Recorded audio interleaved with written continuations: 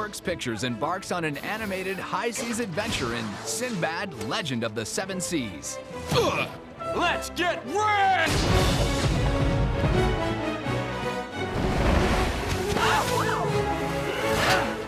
Pretty cool, huh?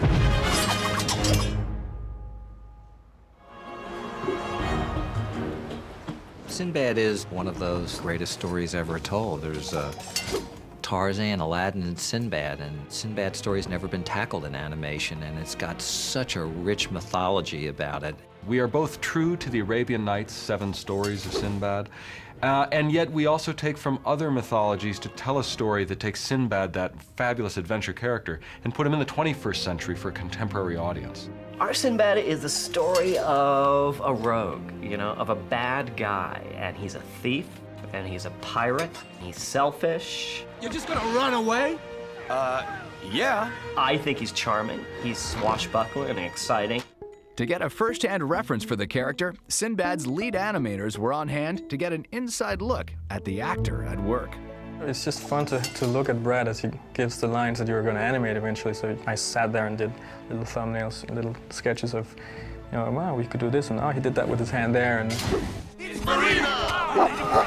Marina is somebody who can trade one-liners with him and also keep up with him on the very, very physical adventures these two go on. Wait! And during the session, I got inspired by the way she acted. I'm only doing this for the money. Right. Kale is kind of like Sinbad's conscience. He's your friend. Listen to you. You sound like my mother. And kind of the spiritual leader of the crew. And he keeps them in line. No adventure would be complete without a strong-willed, seductive, manipulative, and fun-loving villain.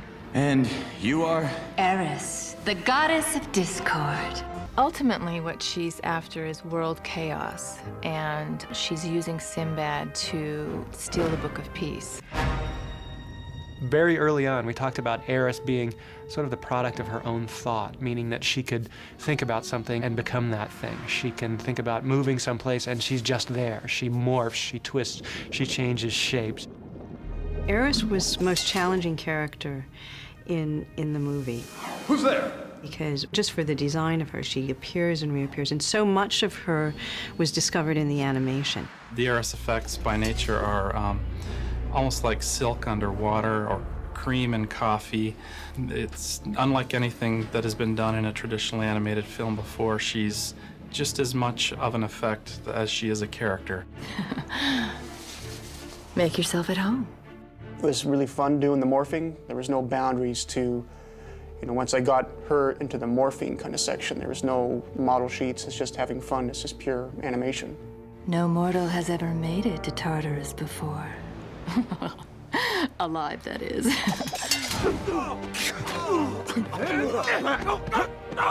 You still fight like an old lady. Sinbad?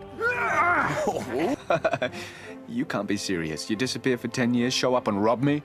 Actually see the actor perform as well in front of the microphone. Pick any hint of mannerisms or squint of an eye that you can actually use as well in the animation. So of course it's great to be there to see that. If you want the book, you have to go through me. The retelling of the Sinbad legend wouldn't be complete without seductive, mythological sirens. Come and get it, ladies! Sirens are the mythological women who sing songs to entrance the sailors so that they may crash on the rocks and drown with the girls. I saw her first! The sirens in our film, we really wanted to make them feel unearthly and based purely from water. So we did a lot of development to take animated female figures, but then turn them into like a living fountain, so that when they rise out of the water, they splash like a wave, float in the air, and then disappear into a million drops of vapor when they try to sweep the men off the deck of the ship. We studied rhythm gymnastics, ballet, modern dance, some underwater photography to kind of see the flow of cloth underwater. So we can make them more predator-like or sometimes reptilian-like and very quick-moving under the water. And then when they come out, we wanted it to be kind of like suspended, very ethereal, seductive, just to try to mesmerize the sailors. What? I love you. Siren sequence, which was done by almost everybody in the department at some point, turned out to be an exceptional sequence. It was an exciting technical challenge that I think breaks boundaries technically and in visual design. We've got things in this film like the sirens that I don't think anybody's ever seen before. I don't think you can use the name Sinbad and not think of the monsters in the movie. So we knew right from the start we were going to have these great, big, epic, scary, fun, action-packed set pieces that were filled with monsters like you've never seen before. Give that guy a raise. We felt it was necessary for Eris to have something to interact with in her world. And since her world is one of total malevolence, it would have to be something frightening. Run! Let's go! I have a little dachshund. She has a huge scorpion monster. That's Eris. The characters on this film are probably 3 times as complex as any other characters that I've worked on any other films, especially the sea monster character. What the? I mean, he's got 8 tentacles, big giant ears that flop around, tons of little suction cups. There's just a lot to deal with. Go, Spike! I got you! I got you! Go! The effects on this movie were at least threefold anything that's ever been done at this studio. We went to the effects crew and we said, okay, we're going to do 3 movies worth of visual effects, but we're going to do it in the time we've done 1 movie worth of effects in the past. See, you want to know what directing is like? Just nonstop. Tim Johnson and Patrick Gilmore jumped at the chance to direct the exhilarating action adventure.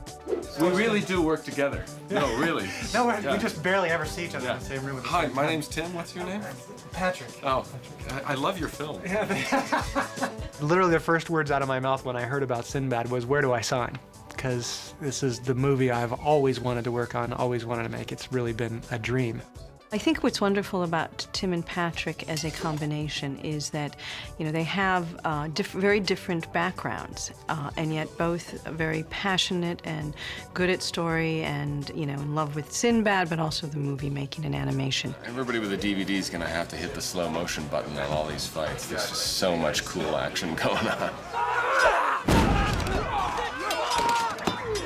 Tim Johnson came off of Ants, and I think one of the most gifted directors working in animation, and Patrick Gilmore, his partner, and it really takes 2 to pull one of these movies off because they do still take 3 or 4 years to make. You think of the great action stories, great action films that have been made, whether it's the Star Wars series or Indiana Jones or even a Gladiator. These are movies that had great themes, great scores to them, memorable. And Harry Gregson Williams has that ability to write that kind of music and has done it for us. The process on an animation is one has to remember to take a really deep breath at the beginning because it's a long ride. Before you can set sail and start scoring, one's got to be on the same page with the filmmakers about what the themes are, what the flavor or the tone of the music is.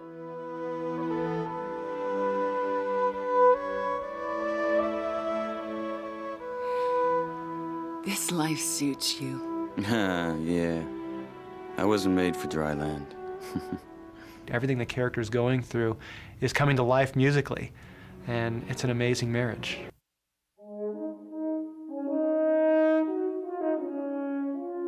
The core of the sound of the music is orchestral, but that's not necessarily to say traditional. But what one needs to feel from the music is a big kick and a rush. The orchestra's a powerful machine to put behind that. So there's a smattering of ethnic instruments to give the whole thing a flavor, but the engine room is the orchestra.